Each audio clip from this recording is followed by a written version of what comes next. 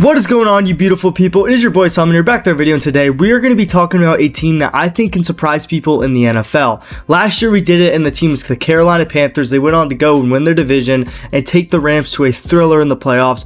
This team, though, I see a lot of potential, and I think they could be better than that Carolina team from last year, and I'm super excited to talk about this team and why I think they're going to be good. If you are new here, I'm trying to get back on my YouTube grind. I'm trying to switch up the content, though. I'm going to do a little gaming here and there, but I'm trying to make it more IRL ball stuff where we just talk ball. We have fun with it. Also think I'm going to start a college football podcast show. I'm super excited for all that stuff. So you guys want to be interested in that, click the subscribe button. I may make a new channel. I don't know yet, but I will keep you guys posted when I make that decision. So make sure to subscribe, follow my socials, and let's get into this video, guys. So firstly, last season I talked about the Carolina Panthers. I liked a lot of stuff they did. They were very competitive in the year before. They lost games, but they were competitive and they looked good. Young team, young quarterback, young offense, young defense, and it all came together. They made a couple big signings, a couple big pushes, developed, and they had a very solid year. Now, when I look at this team, I see a lot more potential. I like the fit at quarterback a little better. I think the quarterback of this team is better. I think they have better all-around weapons. I do think that the defense is better, and I think that with the coaching, it's only going to get better there. And it is a team that has won at a high level and has won for a long time in the past.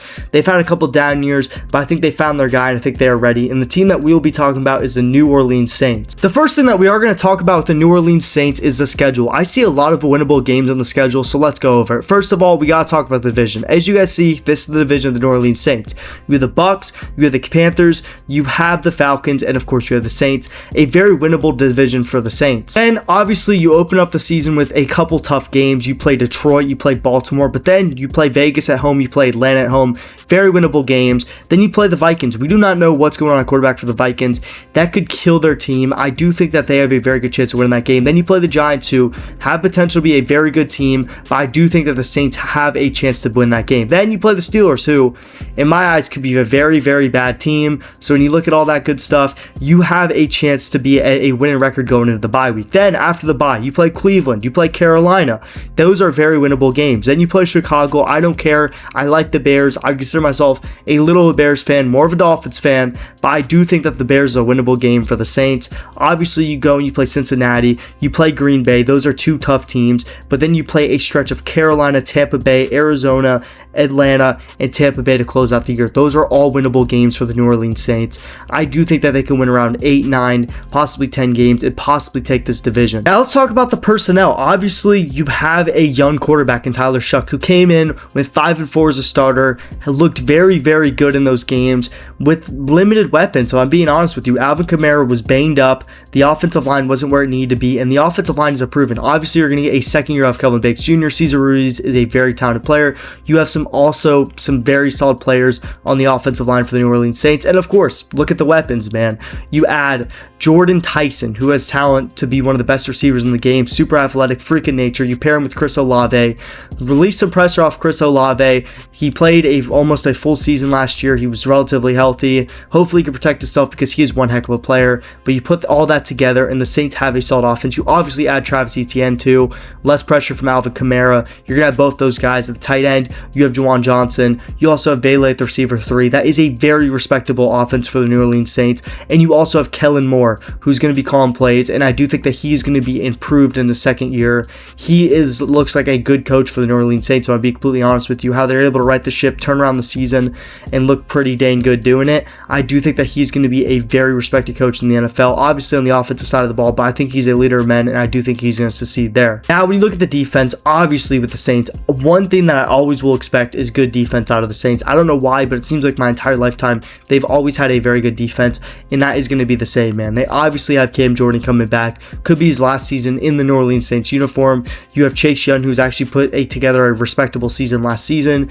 You have some other good guys. A guy that I like a lot is Pete Warner. He's a very underrated player in the NFL, and he is very good. You also have Kool-Aid McKinstry and some other guys over there for the New Orleans Saints. They have a very good defense, and I think with all those pieces together, they will be able to win games, shut down opponents, and they will be able to score points on offense. I just think the last stretch of games for the Saints is going to be absolutely crucial. When you go back and talk about the schedule really quick, I love that stretch of Carolina, Tampa Bay, Arizona, Atlanta, and Tampa Bay. First of all, you play your tougher competition in the middle of the season. You have a chance to close strong and get out of there and win the division possibly. You're playing division games, so you are most likely going to control your own destiny. When you look at it like that, that is a very big positive. Also, So when you look at the rest of the season after the bye week, you're playing Cleveland, who's definitely rebuilding.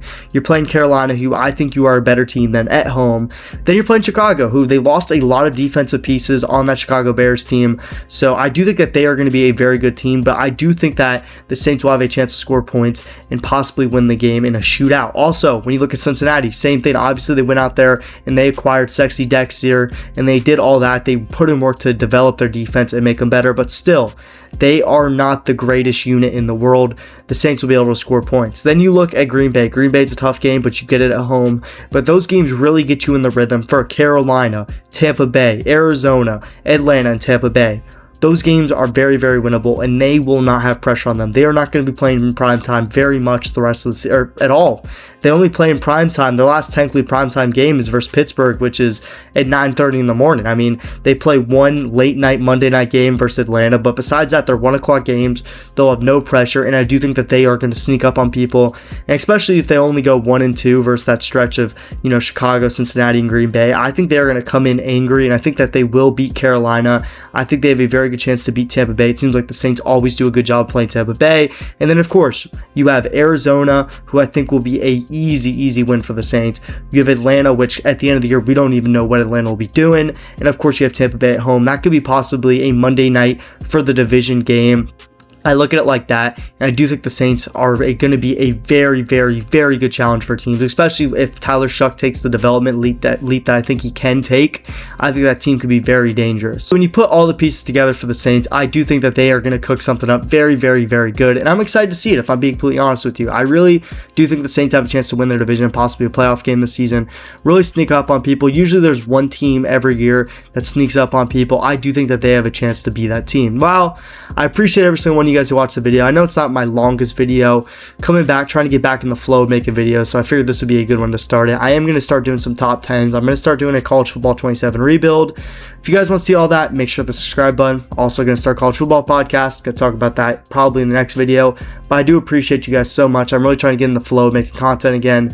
Really been out of it, but I really do miss it, and I really hope you guys enjoyed this quick video that I think that people will inform you, and I really do appreciate that you guys spent some time with me today. So I will see you guys in the next one. It is your boy, Asalman out. Make sure to follow me on socials. Peace.